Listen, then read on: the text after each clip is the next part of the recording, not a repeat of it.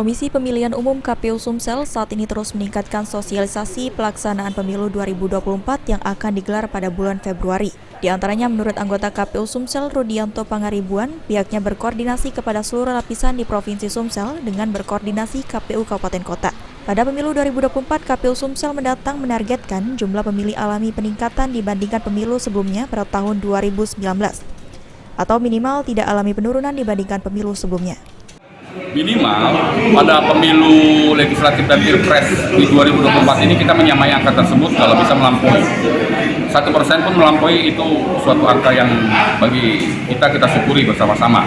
Dan dalam hal ini kami KPU Provinsi Sumatera Selatan kerjasama dengan seluruh KPU Kabupaten Kota 17 Kabupaten Kota di Provinsi Sumatera Selatan sama-sama bersepakat dalam peningkatan partisipasi masyarakat ini melalui beberapa program. Contoh KPU Provinsi.